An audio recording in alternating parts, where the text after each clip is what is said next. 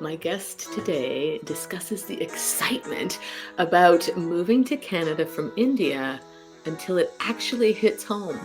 And when did it hit home? When she landed here with a fever, fully crying the entire flight. She takes us on a journey of what happened. So I'm very excited to get to meet your human. And really, I just think I want to just really jump right in because there's no expectations on this. It is full anticipation of what's to come so that we sit in the fluidity of it. So, Diana, if you are ready to take us beyond the squeeze, I would love for you to just start sharing about, yeah, life. Where are you at? And how do we get, how can you help us, the audience, and myself to really look at ourselves in a different way and how you're navigating your own self-awareness journey. So All right, so I'm going to start with my own story because I think that has been one of my biggest transformations. My name is Diana. I am a manifestation coach, and I am an obsessive, lifelong learner for personal development. Like, I just care so much about that stuff. But I wasn't always like this. I grew up in India when I was around 25. That's the age when you want to get out and, go explore the world. So my husband was my boyfriend at that time. We weren't married. And we were like, we got to go somewhere else. And we looked in the map and, we said, Canada, that's where we're going to go. And moving to Canada for someone who's lived and grown up in India is not as easy as you book a ticket and you come over. It's a lot of money because of the exchange rate, and it's also you got to get the visa and all of that. So I knew manifestation concepts at that time. I knew that your thoughts impact the things that you experience in your life. So that was one of the things that I decided to manifest. And so I manifested it. It happened. My parents took out all of their savings. They bought me my ticket. They paid for the first few years. I came to Canada. But when I was all of the prep and the planning and coming to Canada was really cool and exciting. But when I was actually in the cab, and I'm sitting there, I roll down the windows and I look outside. My mom, my dad, and my brother, they're standing there to say goodbye. And that's when it all just hit. And I realized that I'm leaving my entire family, my entire world. And I'm going into a new place, a new continent I've never been in, nobody in my family's ever been to.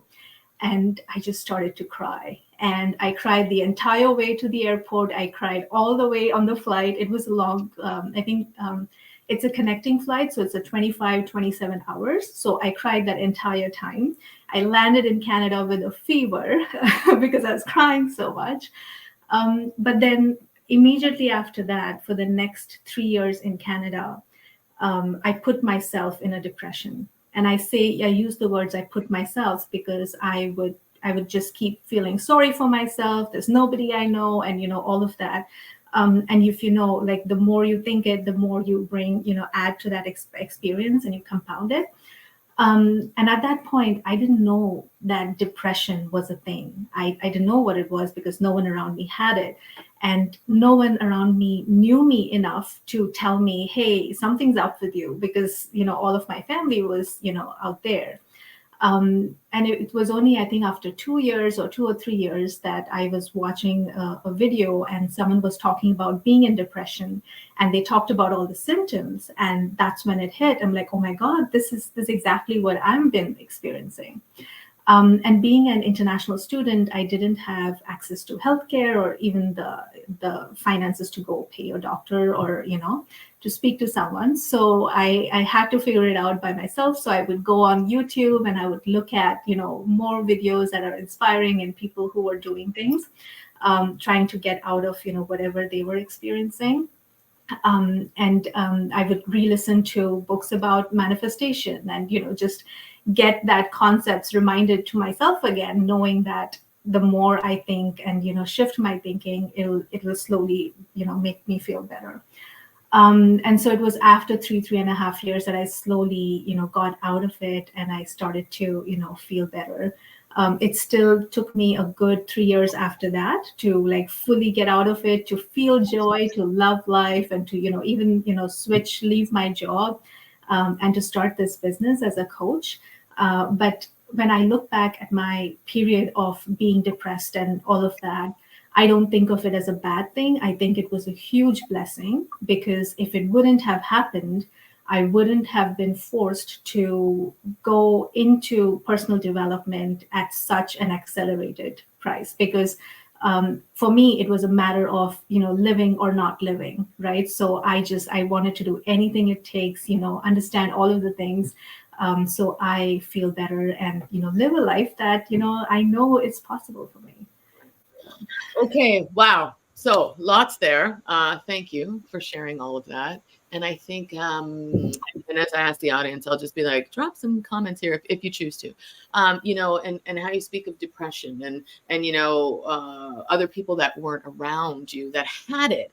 And I think, it's one of those silent conditions in many ways, right? Because we don't know necessarily that we're depressed unless we start to question ourselves differently. So you may not have seen it. And I think that's what's happening so much in the world. We don't necessarily see it until we've experienced it enough that we start to know signs within ourselves and honoring. I know for me, it all shows up differently for different people. So sometimes, as much as there's all the, the criteria, I'll use it that way, or the symptoms that people have, there's so many different ways that it can express. So for anyone that has gone through that, share your journey and what that is. And I think the other aspect about it isn't a challenge, right? When we see it from that other perspective, right? And that I think is what this whole podcast, this whole growing between and through and beyond, has to come from more and more self-awareness. And we all experience things differently. And that excitement, right? Like you shared in the beginning with your family and not realizing, oh my gosh, yeah, I'm leaving them and here I'm going here. Right. And then, and that's part of it. And and even the tears, I'll often say, and, working with clients or myself, I'm like, okay, these are joy tears as much as they're pain tears. Right. Because again, it's on that other side of it that when we, and I'm going to invite people, when you start to remember that's okay. There's something you're going to move through. You get to see it from a different perspective. Right.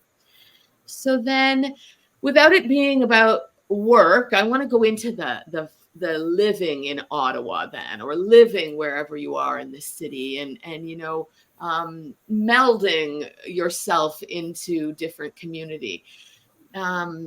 How do you navigate it now, right? Without it, because I want to keep bringing it back. Yes, we have work and we have these things, but how do you do this? Because you're not working all the time. So what are some tips and tools? Because mindset, huge. That's huge, huge, huge. Feeling mentally empowered is a huge part of mindset. And then we've got our emotions, and then we've got the energy, and we've got, our physicality, all of these pieces.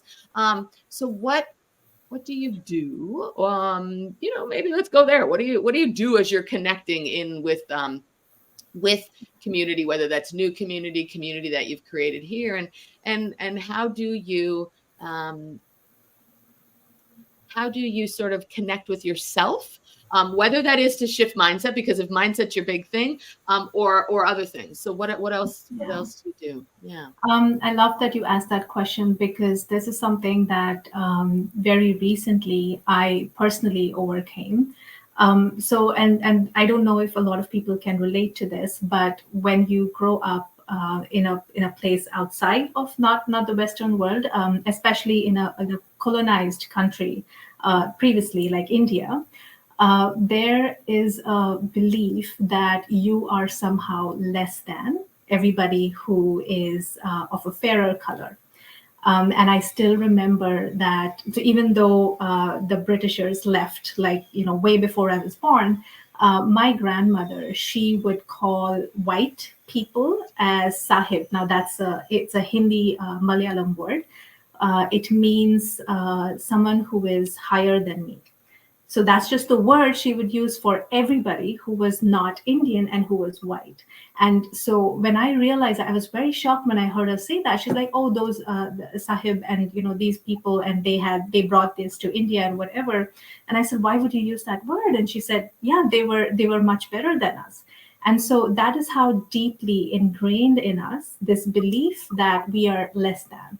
Now, I didn't know any of that. And this is why that personal development was so important, because when I came here, I immediately felt so small, so less than, so much that, I can't fit in. I can't have a conversation. People don't want to talk to me. People may not want to, and the other thing is, many people might put that on others, and I don't want to discredit other experiences. I know people have different type of experiences, but for me personally, it was never about the other person, because when I came to Canada, all the people here were extremely loving. They were extremely supportive. They went out of their way to make me feel welcome. But this belief that I had within me, and it made me put these walls up, right? So I would stay home. I would say no. When people would invite me, I'd be like, no, no, it's okay, because I would assume that they don't want me there, or they're just being polite. And I lived with that for a very long time. And I've been very isolated. I've had friends here and there. But it was just recently when I was talking to my husband, it just clicked. And we were just like, wait a minute, it's us. And once we release that, once we let that go, it's just so easy. Now we have so many friends in our community, and we just love, making friends. We meet people on the street, we will, talk to them, and we just, get into a conversation, and it's so much better. Yeah. But it was all here. And so I love it. And thank you for sharing that, because I think, and again, culturally, because this is about, Ottawa, we're such multi-tapestry. The whole country is, right? Should you choose to embrace it, right? And like you said, we come with such cultural and familiar and family ancestral patterns and things that have become exactly these stories and these beliefs that are so deep in us. And I often laugh, and I was smiling when you said it, because there was definitely a part of my family that, the us and them kind of thing, right? Mhm. I was like, really? Am I that? Because I'm like, I like people. Like, I'm like, oh my God, I'm more like, what is it about them that's interesting and different? And I through my career, I've been in Toronto for 20 years. I had such a multicultural staff, and I found it fascinating. And it wasn't until, because I started to look at, hold on a second, what are my own? Because we each have to reflect on this ourselves, which is, what is mine and what is that story, that belief? And yet it's still there. Even though I had that opening and I felt it early on, there were things then as life went on that started to pull me back into the pattern, right? Started to pull me into something that was deeper than I ever even imagined, right? Mhm. And I think that, and again, depending where anyone is on their path as they listen to something like this, wherever you are, is to hope to open you up to say, wow, am I willing, first of all, to look at it from a different perspective? And where is that in me? And how might I shift that? And how might I do something different and connect with community different, which is part of why this came about, because I love to do this embrace with people, to just be like, wow. Because I'm sitting here as the audience too, to be like, okay, I got to look at that in a little different way. Because that's the part of me that becomes more and more self-aware, that discovers myself, that loves me more, that accepts me more. Right? So kudos to you and your husband that you start to see it, and to honor mom that. I think this is always the bigger thing, right? To honor our ancestors, our parents, wherever, which is, wow, that was a story that they continued to tell because they didn't even have the tools like we do today, or they didn't practice it. So let's talk about practicing. What do you do to practice it? Because these things, yes, they can happen that instantly for some people. And on certain aspects of our lives, they happen like that. The shifts can happen like that. The transformation can happen like that. But what do you do, right, to keep cultivating or keep practicing something? Or what is a practice that you could even share with people to say, this is how I navigate my life, right?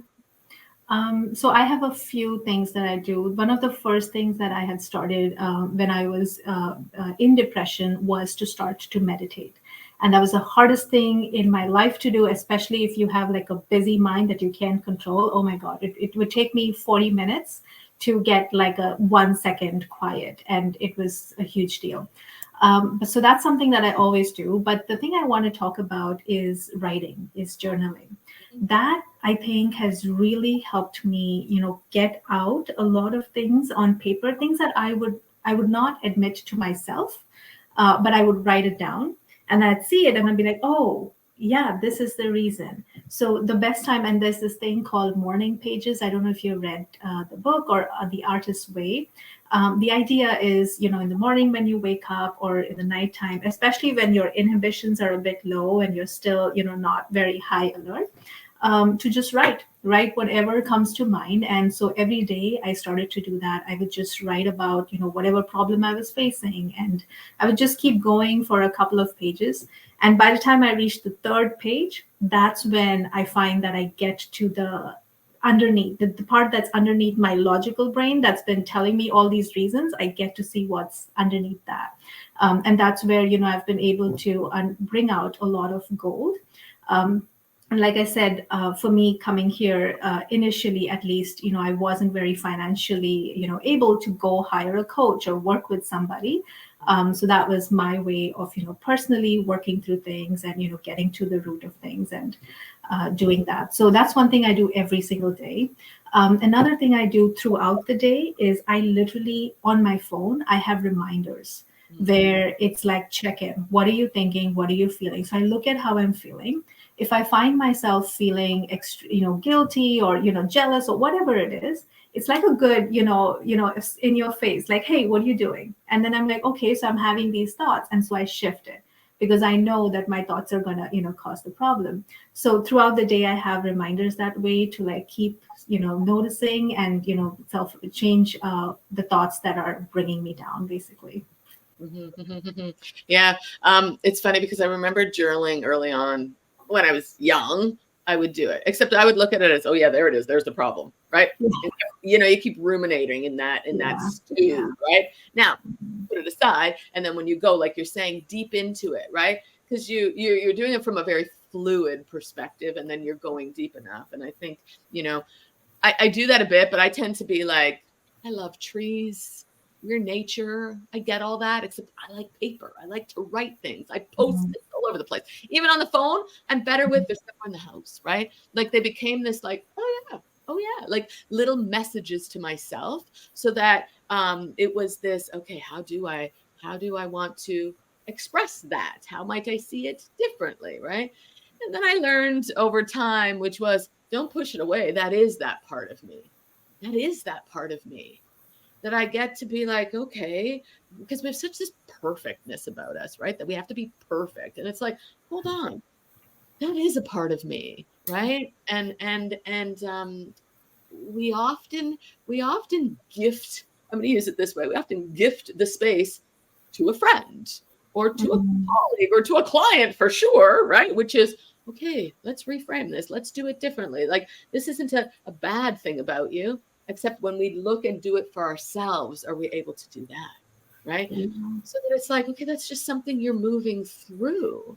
And I think when we look at humanity where we are right now, we're moving through so much, which allows these pieces of us to come up in these stories, right? And then we have these practices and we can put them in place and play with it. And I'm gonna bring that to this play part because I'm such a how do you play with it, right? And you're talking to the queen of I like to play with stuff, right? And I come from that. So we're so serious to begin with. We're so over adulted. And I'm like, hold on, what would a kid do? How do I get to play with this? How do I get to experience this from a different angle or a different way or throw it up in the air and see what happens? So Mhm. and the play is always where the laughter and the stuff, like we were sharing, which is why this all came about. So I need to know. They need to know. The audience needs to know. We need some laughter on the other side here. So give us the how do you experience that? I mean, you've shared and certainly you see yourself evolving through it, but let's go into I don't know, some aha moment or some crazy or something that you do to continue to laugh at yourself? Because I've got practices for that too. So Yeah. So laughter is a big thing for me too. And when I was in depression for a whole year, I hadn't laughed. And so when something happened and I laughed, and the muscles in my face, they moved differently and they felt differently. And I thought, oh my God, I haven't laughed in so long. So it was definitely a big thing for me to, continue to laugh after I did that. So one of the things I do is I took down the pressure on a joke having to be really, really, really funny to laugh. I had that in my head that, oh, it has to be really funny. If not, I'm not going to laugh. Now I laugh at anything. Like you stand and you jump around, I'm going to laugh. Like it's okay. And the other thing is, we got a puppy, a golden retriever, a big, goofy golden retriever. So he makes us laugh so much. But just whatever little things he does, and he'll jump around and whatever. And with my husband and I, we have a rule that you have to have laughed 7 times today. So every night I ask him, did you laugh 7 times? If you didn't, I'm going to tickle him till he laughs 7 times. So we make sure we laugh a lot at this house. oh my God. Okay. So I love that. And I want people drop. How many times a day do you laugh? Because I'm going to drop something. I'm not going to say it now, but I want to add something. So anybody, you're going to have to read the thread wherever I drop this to know what I want to share about that. And it's true. It's like laughter. And I shared this on somebody else when I was chatting. I said, I am going to do a video around why the importance of laughter and what it's actually doing to the chemistry of the body, because it's a big thing in the body. And just for anybody, I want to share this and again, from my own experience and from what you're saying. When we sit in something like depression, and we want to honor that because everyone goes through whatever emotions. These are emotions that we're living, and something created this depression. What happens in the invitation for anyone that we can maybe help to invite you to see that if it's gone on too long, it's become a mood. And now you're living a mood, right? Which takes that much longer to bring yourself back. That emotion, we want these emotions to move through us. And a lot of people are simply only starting to learn the power of their emotions, but every thought has an emotion attached to it, right? And it comes from our upbringing, and these things happen that fast that we're not aware of it. So it's in that, how do I smile differently, move our face differently? Like you said, it made me laugh. And remember when you said, oh my God, if it's not funny, it's not funny.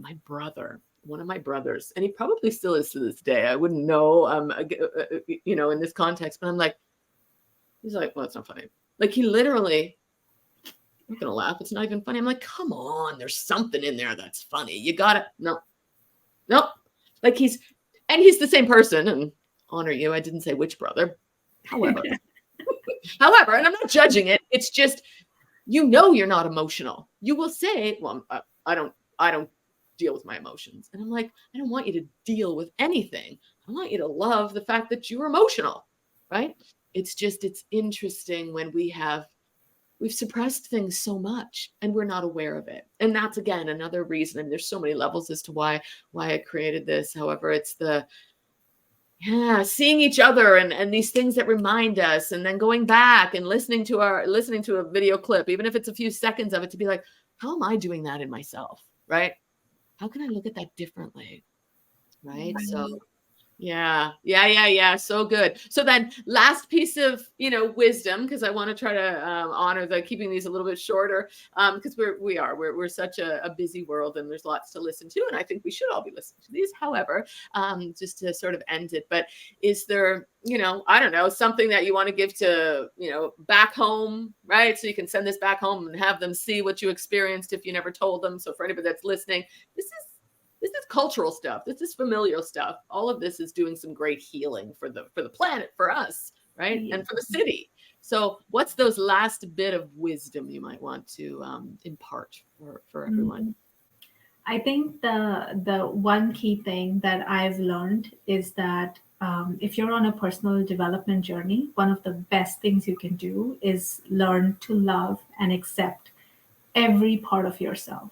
No matter how embarrassing it is, how small it is, how big it is, just love it. Love it like it's the best thing you've ever seen. Agreed, 100%. So, you don't feel that way? Drop us that too. It's a process. We're a process, right? It can happen like that. Remember that. And I think that's a big thing. Some of us that have done this work, it's like, yeah, but we're in a new energy, new world. It's like certain things happen like that for people. So again, embrace whatever it is because we're also juicy, right? Like we're all so fabulous, right? So anyway, I'm a squeezy, touchy, huggy, whatever. So as much as I can't, it's a screen. Yeah. I'm hugging you from here. I want to thank you so much for being my guest and do share this. And for anybody that's watching, thank you for listening. Mm.